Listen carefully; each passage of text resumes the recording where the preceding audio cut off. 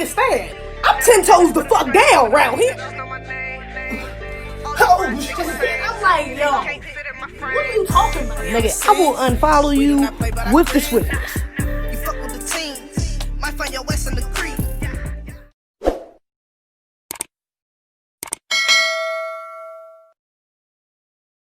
What's up, y'all? What's goody? What's goody? What's goody? What's goody? What's goody? What's goody? What's goody? It's your girl Zeze back with another motherfucking video. Make sure y'all like, comment, subscribe, turn on my notifications bell, get this joint a thumbs up, share this motherfucker. All that shit. Feel me? So, today's video. Oh, first things first. I know y'all peeping the inches. Oh, maybe it's Maybelline. What you mean? Cover girl out his bed. Shout out to my nigga, my sister. I love you. Cause she got my hair done when I was out there DR. Oh, I also want to give a quick shout out to BTC Apparel. Shout out to y'all. Got me with the fresh shirt. They got me about like 2-3 shirts. So I'll have some more in some other videos. But they are really nice quality. I love the messaging, love the blackness, because it's a black on, got a B.O.B. And yeah, all that. Make sure y'all go follow me on Instagram. Good company, good guys, all that. Yeah, go follow. Today's video is going to be about gender war propaganda, okay? I do gotta start off by saying, I have noticed, and I don't wanna, give us a little pat on the back or whatever, but for the most part, the people I see participating in this are non-foundational Black Americans, okay? So that is good, but there is we got some participating in this. We got some foundational Black Americans as well participating in this, which is why I felt the need to speak up on it, Let me see. And also because, although we're not the main ones participating in it, it is they're directly talking about us. When they say it, a lot of people use loose terms, the Black community, Black people in general. Like, no, we all Black, but we gotta recognize our cultural differences, you know what I'm saying? And a lot of times Black Americans get stuck in the brunt of other people's bullshit. So, I gotta make that clear, but I do want to speak on this topic. One of the main narratives to help promote this propaganda would be Black women being unprotected, okay? Now, of course, off rip, this is just a fact, you know what I'm saying? We've been the most unprotected group of women on the fucking planet for the last 465 years, you know what I'm saying? That's just a fact. Now, this doesn't negate that, you know what I'm saying? That's a fact. Like I said, I don't want y'all to lose that. However, the way I see people promoting this, the way I see people really exploiting this aspect of our culture, it's like, it's disrespectful. You know what I'm saying? And a good example of this would be Meg Thee Stallion's new Saturday Night Live performance. She performed on SNL a little while ago. And in the middle of her performance, of course, everybody know about what's going on with her and Tory Lanez, whatever. I ain't even about to talk about that. However, during the middle of her performance, she was performing Savage, and she played part of Malcolm X's speech where he's talking about how Black women are most unprotected, you know what I'm saying, all those other things. And she played that part, she had her fist up on like some Black Power shit or whatever. And of course you had a lot who was feeding into it. Oh, this is so good, I'm glad she's promoting this, da-da-da. But it feels disingenuous for her to be doing this because of the propaganda she's been promoting up until this point, especially because it took a situation with a non-foundational Black American for her to wake up and see what's really already been happening. And then on top of that, it makes it a little more disrespectful because when she's talking about Black women being unprotected, your mind automatically goes to Black Americans, Black American males. When she plays that speech in the middle of her thing, in the middle of her that's what is going to be interpreted. You know what I'm saying? Is that she's referring to Black American males. Although this whole situation she's going through, you know what I'm saying, with a nigga not protecting her as a non-foundational Black American. I also noticed that people, including Meg Thee Stallion, are promoting a form of feminism. A form of feminism and separation from Black men. You know what I'm saying? Like, we can do this by our fucking selves. And that's just ridiculous. That's insane to think that we could really be out here surviving as a nation without half our damn nation. That doesn't make sense. And of course, we've always had that, or not always, but we've had for a while, that narrative of the Black woman being the strong Black woman, independent, we don't need no man, all this other shit. I did a whole video on it a little while ago. You know what I'm saying? I put the link in the description. However, now you can see it seeping into, it's getting so bad, should I say, it's seeping into the male side as well, and they're even starting to promote that. I seen this real disrespectful, just disgusting, egregious, coon-like ass fucking video, TikTok. Of course it was on TikTok too, because TikTok is just, I mean, Lord, the cooning, the bedwitching, the fucking just tomfoolery on that damn app is just out of this goddamn world. Out of this world, okay? So yeah, of course I seen this video on this app, on TikTok, and as a matter of fact, I'm gonna just play it for you. Black women fight for y'all day in and day out. Where is the reciprocation? I don't understand why she get on this app and complain about the same thing. Because y'all act like y'all don't understand. She says it in a way that's digestible. But I, however, am not. Black men, you are not as special as your traumas have tricked you into believing. You're weak. It's pathetic. The colorism that we have to deal with in the community, the colorism that you reinforce, it's disgusting. Oh, by the way, newsflash, white women don't like you. You are simply a means for reproduction. You are a product. You're meat. That's it. You're a breeder. You hold no value in this society. You're a man, and that's probably all you have going for you. Also, your legacy is not going to be transferred to a male child with your last name. You are financially incompetent. You are a deadbeat. Your legacy is to not become a hashtag by 25 and a face on a photo collage. That's your legacy. That's what you need to worry about. Cut the bullshit. So as you can see, how disrespectful he delivered that message. What? You telling a black man that his legacy is to not end up in a collage of photos on a t-shirt? What? I mean, just the disrespecting, the disrespectfulness, the fact that you feel the need to shit on black men, and even with him being a non-foundational black American, that you feel comfortable with that, that shows a lot about your own character and yourself, how you view yourself. You know what I'm saying? Where your self-hatred level is, which is pretty fucking high if you able to talk down to your brothers like this. It really goes back to my point of gender war being pushed, because every time, well, not every time, but a lot of the times when you see videos like this, who's trying to call people, male or female, call themselves trying to check black men, it always gives off an energy, a narrative that you're shitting on black men, that you have to shit on black men to praise black women. You know what I'm saying? Even with the videos where black women are praising each other, it's like they have to include shitting on black men. It's very sad. As a matter of fact, I seen another TikTok. It's taken me a few days to really wrap my mind around the results of the Breonna Taylor case. And as angry as I was, and as angry as my mother and my sister were, we weren't all that surprised with the results. The most disrespected person in America is the black woman. I don't care if you disagree with that statement. That's something I believe in wholeheartedly and firmly. I was raised in a society that taught me that my life isn't even worth value unless I look and act a certain way. And even then, that value isn't promised. In movies and TV shows, black women are depicted as these strong women who can handle anything. Well, that's because often we're all we have.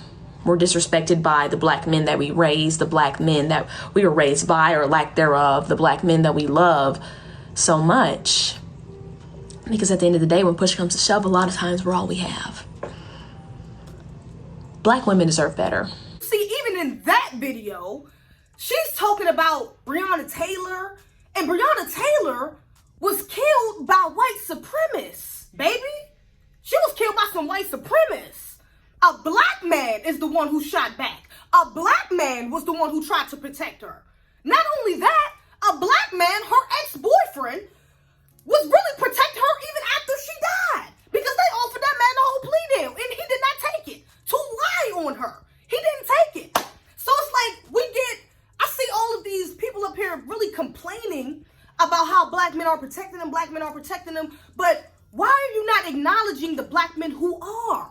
Why are you shitting on all black men like none of them are doing their fucking jobs? And then it becomes even more hypocritical again, even going back to Meg, where you have people like Meg Thee Stallion who likes to come out and say, oh, black women are unprotected, but then you turn around and look at the type of men, black men, that she deals with. These really bitch-ass niggas that she be dealing with. Of course they don't. They not gonna protect you. They weak-ass niggas. You know what I'm saying? You're not getting strong. You're not around strong black men. How you can expect a strong black man to protect you? As a matter of fact, a video just went viral not too long ago when I was in DR, and I wanted to speak on it then, but I decided I was gonna wait until I got back. But the woman in this video made a very good point. This Tank situation isn't anything new. There's a lot of men out here these days who think and act just like him. Or even, matter of fact, just think just like him, period. But the thing is that you see how women eat that type of shit up. Women motivated that shit.